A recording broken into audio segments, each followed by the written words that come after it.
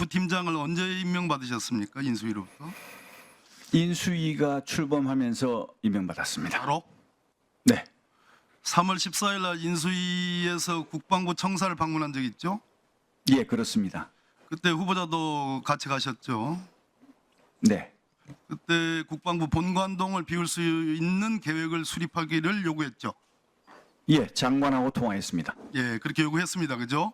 네, 그 당시 서욱 장관이잖아요. 맞습니다. 예. 그리고 3월 20일 날 윤석열 대통령이 대통령실 이전, 국방부로의 이전을 발표했죠. 네, 4월 6일 날, 4월 26일 날 문재인 대통령 정부에서 국무회의로 496억, 윤석열 대통령 당선자가 얘기했던 총 비용이라고 계상했던 496억 원에 대한 대통령실 이전 예산이 의결됐죠. 두 차례에 걸쳐서. 예, 자, 이 정도가 됐으면 대통령실 이전이 확정이 된 겁니다. 맞죠? 맞습니다. 그렇게 맞습니다 하면 안 됩니다. 제가 지금부터 질문할 것이 어마어마한 내용이. 예, 가장 나쁜 행위가 윤석열 대통령 정부에서 뭐냐라고 물을 때 여러 가지가 있겠습니다만은 대통령실 이전, 졸속, 기만, 배임적 행위가 중첩된 이전이었다는 것이 본의원의 생각입니다. 이태원 참사로 이 시비가 묻혔지만 오늘 드디어 임자를 만난 거예요. 자, 대통령실 이전, 국방부로 이전하면 국방부는 다른 데로 옮겨야 되죠. 예, 그렇습니다. 청와대나 국방부나 뭐 합참 건물이나 다 국유재산이죠. 네? 네, 그렇습니다. 국유재산 중에 행정 목적에 쓰여진다는 재산으로 행정재산이라고 합니다. 그러려면 이것이 이전하려면 뭔 절차를 밟아야 돼요? 혹시 아세요? 오늘 아시는 게 별로 말씀 없는 것 주시죠. 네, 몰라요. 잘 모르시기 네. 때문에 공부를 많이 안 하고 오셨어요. 기재부의 사용 승인을 받아야 됩니다. 이 네. 사용 승인 절차 했습니까? 한 걸로 알고 있습니다. 언제 했습니까? 7월 달에 했죠. 7월. 네, 대통령의 발표 이후 한참 뒤에 네, 이것이 국유재산법 위반이에요. 기재부에 국유재산 정책심의위원회를 열어서 이것이 도대체 필요한 이전인지 그 이전으로 인해서 국방부 합참이 연쇄적으로 이전해야 되는 것이 국가안보에 문제를 끼치지 않는지 편의상의 여러 가지 문제점이 있지 않은지를 다 고도로 심리한 뒤에 예산계획은 제대로 되어 있는지 당선자가 얘기한 496억 원이 적절한 계상에 의해서 만들어진 건지 이러한 심의 없이 졸속으로 이전 확정하고 무슨 탱크를 앞서서 뭐 진압하듯이 가서 비워라고 국방부한테 비워라고 합참한테 비워라고 연쇄적인 있었던 겁니다. 그게 국유재산법 위반이에요. 징역 2년 이하 처벌됩니다. 자, 이 PPT 보세요. 윤석열 대통령이 당초 대통령 이전에 496억이면 된다 해서 문재인 정부에서 문재인 대통령이 국무회의 열어가지고 두 차례 걸쳐가지고 의결했습니다. 웬걸 경호처 86억 원 우리 후보자 관련된 거예요. 경찰 경호부대 57억 원 마찬가지 143억 윤석열 정부 들어서 초기에 아까 기재부 사용 승인도 받기 전에 초기에 다 예비비 의결 받았습니다. 추가 들어갔죠? 그래서 640억 원 들어갔습니다. 그런데 여기서 끝난 게 아니에요. 행안부, 경호처, 국방부 예산 전용이 있었습니다. 예산 전용을 하려면 어떻게 해야 되느냐? 국가재정법상 이 예산에서 이 예산을 빼가지고 저쪽 예산으로 전용을 하려면 소위 말해서 사업간 유사성이 있어야 돼. 사업간 유사성이란 말 아시죠? 장관 후보자님, 예, 사업간 유사성이 있어야 된다는 예. 말입니다. 그런데 벼룩에 간을 빼듯이 빼먹었어요. 뭘로? 공무원들 통근비, 경비단, 급식비 이거를 세상에 전용을 해가지고 대통령 공약이라고 대통령이 지지하는데 다 전용을 했어요. 이게 말이 됩니까? 국가재정법 위반이에요. 세상에 빼먹을 거 빼먹어야지. 공무원들 통근비, 우리 대통령을 지키는 경비단의 군인들 급식비 이렇게 전용을 해서 한 개 306억입니다. 946억 들었어요. 나는 왜 이렇게 서둘렀을까? 자, 윤석열 대통령 당선자가 496억 원이라고 했습니다. 뭐 집히는 게 없어요? 500억에 4억 모자랍니다. 500억이란 기준이 우리나라 국가 예산을 쓰는 데 있어서 무슨 기준이 돼요? 후보자 아셔요 이런 거? 잘 모릅니다. 큰일 났어요.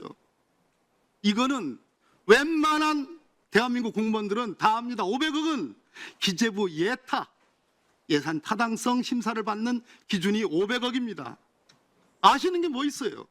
500억을 넘기지 않으려고 496억 가짜로 엉터리 계산해가지고 주먹국으로 그렇게 계산한 게 윤석열 정부의 대통령실 이전에 알파의 오메가고 본질입니다.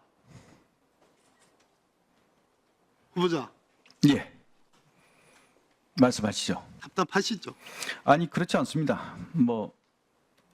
저 말씀 끝나시면 제가 답변드리겠습니다. 그래요? 네. 자, 국가재정법상 예타가 예외되는 것은 국가안보와 관계되거나 보안이 필요한 국방 관련 사업이 있을 수 있습니다. 이거는 우리 여러 의원님들이 박선원 의원님이나 여기 부승찬 의원님이나 황 의원님이나 허영 의원님이나 말씀하신 것처럼 국가안보와 관련된 보안이 필요한 사업이 아니라 오히려 국가안보를 해치는 사업이다. 보안을 위태롭게 만든 미국으로부터 도감청 의혹을 받았어요. 4월 달에 받았는데 불과 몇 달 뒤에 예비비 편성해가지고 도감청 대비하는 경호 시스템 만들었지 않습니까? 필요가 없는 일이었어요. 청와대에 그들이 있었으면 이러한 예산이 필요가 없는 것이 도감청이나 당하고 부랴부랴 예비비 편성해가지고 이라 설치하고 이 모든 것이 해서는 안 되는 절차와 해서는 안 되는 결정과 주먹구구의 계산에 의해서 국민을 눈속임하고 그래서 통체적으로 정리해 주시지요? 예, 박범계 의원님 정리해 주시지요? 윤석열 대통령과 김영은 국방장관 본인이 주도했다고 하니까 이것은 국민에 대한 배임이고 국유재산법 위반이고 국가재정법 위반이라고 생각합니다. 두 가지를 하겠지만 답변을 네, 후보자님 지금 박범계 의원께서 여러 가지 말씀을 주셨는데 종합해서 답변해 주시기 바랍니다. 네, 존경하는 우리 박범계 의원님 말씀 존중합니다. 그러나 동의하지는 않습니다. 청와대 이전 관련해서 졸속 이전이니 예산 낭비니 법규 위반 이런 말씀을 자꾸 하시는데요. 청와대 이전한 때 이전 비용 496억 이거 누가 승인했습니까? 문재인 정부가 승인해 준 겁니다. 그러면 승인을 안 해줬어야죠. 그럼 이사 안 했을 거 아닙니까? 승인 다 해주셔놓고 이렇게 말씀하시는 게 저는 이해가 가지 않습니다.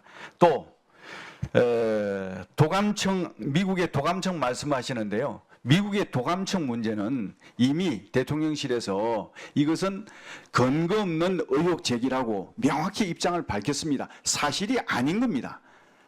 이걸 자꾸 말씀하시는 것은 또 맞지 않다. 저는 그렇게 생각합니다. 네. 496억 내로 문재인 정부 내각에서 국무에서 의결된 대로만 썼으면 문제가 안 되지만 그보다 훨씬 현재 추가로 비용을 들였기 때문에 이 부분은 그 당시 박 의원님, 국무회의를 속였고 국무위원들을 속였고 박 의원님, 그 질문조차도 이해를 못하고 있어요. 지금. 박 의원님, 추가 동의하지 않습니다. 예, 박 의원님 고생하셨습니다. 다음으로 강선영 의원님 질의해 주시기 바랍니다.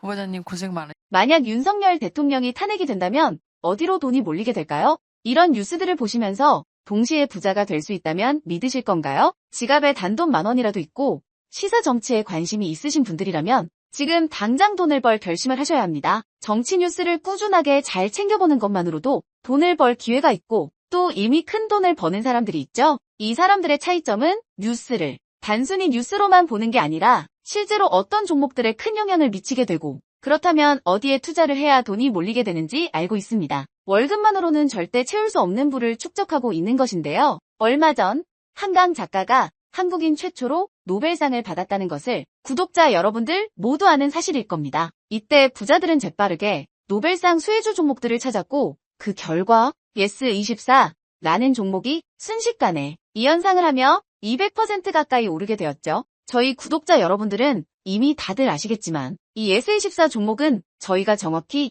어느 가격에 매수해야 하는지, 또 언제 팔아야 하는지를 정확하게 공유해드렸었던 사실이 있었죠. 투자로 부자가 된 사람들은 사소한 시사 뉴스들을 그냥 지나치지 않습니다. 전문직이 아닌데도 부자가 되는 사람들의 특징이 바로 이것인데요. 돈으로 이어진다는 경험적 확신이 있기 때문에 진짜로 급등할 수 있는 종목들에 과감히 투자해 남들과 비슷한 연봉을 벌어도 절대 월급으로는 만들 수 없는 큰 투자 수익들을 지금도 만들고 있다는 것입니다. 이번엔 현재 가장 핫한 북한 도발을 대비하여 또 한 번 급등이 유력한 대장 종목을 알아냈는데요. 제 목표는 채널을 크게 성장시키는 것이기 때문에 여기까지 영상을 시청해주신 분들께만 이 정보를 드리고자 합니다. 제 개인 휴대폰 번호 010-792-8273으로 기회라고 문자를 보내주시면 링크 하나를 보내드릴 건데요. 링크로 들어오시면 이번 미대선주 그리고 북한 도발 관련 유력주를 공유해드리겠습니다. 또한 윤석열이 탄핵될 것을 대비하여 탄핵 수혜주 또한 미리 파악 완료한 상태입니다. 제가 돈을 받는 것도 아니고